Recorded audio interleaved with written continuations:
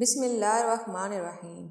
السلام علیکم ویورز، میں آج آپ کے ساتھ تورات میں ہمارے پیارے نبی حضرت محمد صلی اللہ علیہ وآلہ وسلم کے ذکر کے بارے میں چند ایسے حقائق بیان کروں گی جسے سن کر آپ بھی حیران رہ جائیں گے۔ ویورز، جتنا عرصہ رسول اللہ صلی اللہ علیہ وآلہ وسلم مکہ میں رہے، کبھی بھی کسی واقعے میں بھی یہودیوں کا ذکر نہیں ہوا، لیکن جب رسول اللہ صلی اللہ علیہ وآلہ وسلم مدینہ گئے تو وہاں پہ پہلے سے بہت سارے یہودی آباد تھے۔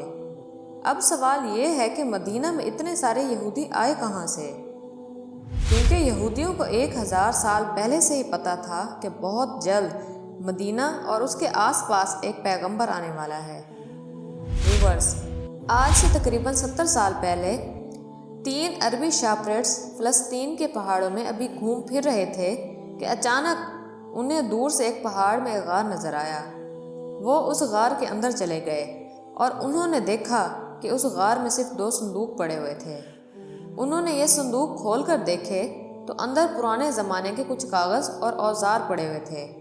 تو انہوں نے سوچا پتہ نہیں یہ کوئی خاص چیز ہوگی بھی یا نہیں، تو انہوں نے بازار جا کر بہت کم پیسوں میں ان صندوقوں کو بیچ دیا۔ پھر وہ صندوق کسی طرح امریکہ کے ایک سائنسدان کے ہاتھ لگے، جس کو فوراً پتہ چل گیا کہ یہ یہودیوں کی آسمانی کتاب تورات ہے، لیکن یہ کسی عجیب سے طریقے سے لکھی ہوئی تھی، کیونکہ آج کے دور کی تمام تورات اس سے مختلف تھی۔ تو سائنسدان جان سی ٹریور نے اس کاغذات کو اس زمانے کے سب سے پرانی تورات، جو 1800 سال پرانی تھی، اس سے اس کا موازنہ کیا، تو وہ یہ دیکھ کر حیران ہو گیا کہ ان دونوں تورات کا سٹائل اور انداز بالکل ایک جیسا تھا۔ جس کاغذ پر یہ تورات لکھی ہوئی تھی، اس سائنسدان نے اس کاغذ کی تحقیق کروائی کہ زیادہ سے زیادہ یہ کاغذ کتنے پرانے زمانے کے ہو سکتے ہیں، تو پتہ چلا کہ یہ کم از کم 2200 سال پرانا کاغذ ہے جس پر یہ تورات لکھی ہوئی ہے۔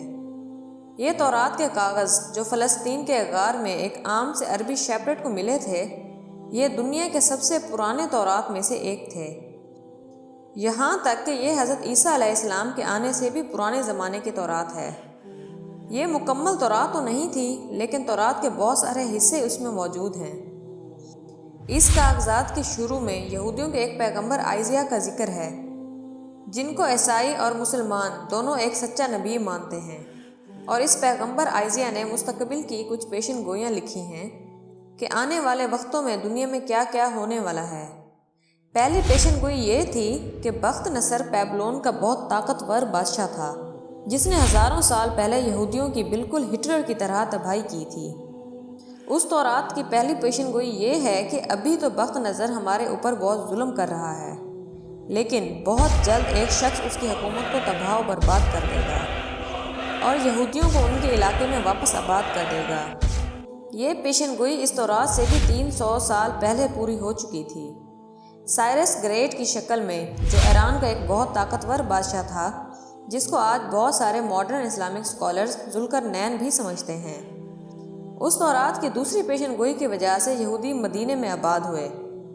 اس دنیا کے سب سے پرانے تورات میں پیشن گوئی کچھ ایسے ہے: دیکھو میرا غلام جسے میں قائم رکھتا ہوں، میں اپنی روح کو اس میں ڈالوں گا اور وہ دنیا میں انصاف قائم کرے گا، اور جب تک وہ زمین میں انصاف قائم نہ کر لے وہ پیچھے نہیں ہٹے گا اور نہ اسے کوئی کچل سکے گا، اور میں بتوں کو اپنی تعریف چھیننے نہیں دوں گا، اور جن آبادیوں میں کیدار کے لوگ رہتے ہیں خوش ہو جائیں۔ سیلا کے لوگ پہاڑ کے اوپر چڑھ کر چیخ چیخ کر خوشی کے نعرے لگائیں۔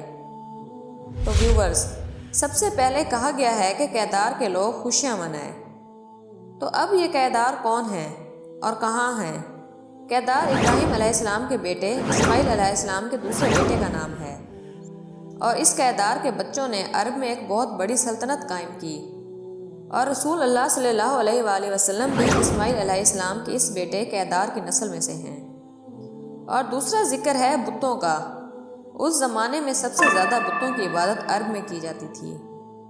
اب اس سے یہ تو واضح ہے کہ پیغمبر عرب میں آئے۔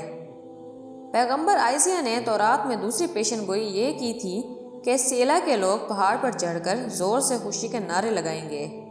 یہ سیلا لفظ SELA آج بھی تورات میں اسی طرح لکھا جاتا ہے۔ اب یہ سیلا عرب میں کدھر ہے؟ یہ پہاڑ آج بھی مدینہ میں ہے، اور صرف مدینہ میں ہی نہیں بلکہ مسجد نبوی کا سب سے نزدیک ترین پہاڑ یہی سیلا پہاڑ ہے۔ مسجد نبوی سے یہ پہاڑ صرف 500 میٹر دور ہے، کلومیٹر بھی نہیں، صرف میٹر۔ تو تورات میں سیلا کے لوگوں کو کہا گیا ہے کہ پہاڑ پر چڑھو اور خوشی کے نعرے لگاؤ، کیونکہ تمہارے پاس ایک ایسا شخص آنے والا ہے جو پوری دنیا میں انصاف قائم کرے گا۔ اور یہ سب کچھ تورات میں یہودیوں کو پہلے سے ہی بتا دیا گیا تھا۔ یہودیوں کو اس بات کا پورا اندازہ تھا کہ بہت جلد مدینہ میں ایک پیغمبر آنے والا ہے۔ تو آہستہ آہستہ بہت سارے یہودی فلسطین سے مدینہ اور اس کے آس پاس رہائش پذیر ہونا شروع ہوئے کہ کاش ہم اس پیغمبر سے مل سکیں۔ اور ایک دفعہ تو یہودی اور رومن امپائر کی لڑائی کے بعد بہت سارے یہودی مدینہ اور اس کے گرد جمع ہونا شروع ہوئے، اور خیبر کو، جو مدینہ کا سب سے قریبی شہر سمجھا جاتا تھا، اس کو اپنا ہیڈ کوارٹر بنا لیا۔ مدینہ کے عرب یہودیوں کے علم اور ان کے کاروبار کرنے کے طریقے سے بہت زیادہ متاثر تھے، جس طرح آج بھی پوری دنیا یہودیوں کی ذہانت اور کاروبار کرنے کے طریقے سے بہت متاثر ہے۔ آہستہ آہستہ مدینہ میں یہودی بڑھنے لگے، جس کی وجہ سے مدینہ کے عربیوں اور یہودیوں کے درمیان لڑائیاں ہونا شروع ہو گئیں، اور ہمیشہ یہودی مدینہ کے عربیوں کو کہتے تھے کہ اب تو تم لوگوں نے جو کرنا ہے کر لو، لیکن جب ہمارا پیغمبر آئے گا تب ہم تم لوگوں کو نہیں چھوڑیں گے۔ مدینہ کے عربی ہمیشہ اس بات سے ڈرتے تھے کہ کہیں واقعی ان کا پیغمبر آ کر ہمیں ختم ہی نہ کر دے۔ مدینہ والوں کو نسل در نسل تک یہ بات بتائی جاتی رہی تھی، جس کی وجہ سے مدینہ والوں کو یقین ہو گیا تھا کہ بہت جلد ایک پیغمبر آنے والا ہے۔ اس سب کے درمیان اچانک ایک دن مکہ سے ایک آدمی مدینہ آ نکلا، جس کا نام مصعب بن عمیر تھا، اور انہوں نے مدینہ کے لوگوں کو اسلام کی دعوت دی اور بتایا کہ مکہ میں ایک عربی پیغمبر آیا ہے، جس کی بات کوئی بھی مکہ میں نہیں مانتا۔ یہ سن کر مدینہ والے حیران ہو گئے کہ ایک عربی بولنے والا پیغمبر آ گیا ہے، ہو سکتا ہے یہ وہی پیغمبر ہو جسے یہودی ہمیں بار بار ڈراتے رہتے تھے۔ تو مدینہ والوں نے فوراً دنیا میں سب سے پہلے اسلام قبول کر لیا۔ یہودیوں کو جب اس بات کا پتہ چلا کہ ہمارا پیغمبر تو عربیوں میں آ گیا، تو انہوں نے صاف انکار کر دیا کہ یہ وہ پیغمبر ہے ہی نہیں، لیکن پھر بھی کچھ یہودیوں نے اسلام قبول کر لیا اور اسلام کے لیے اپنی جان بھی دی۔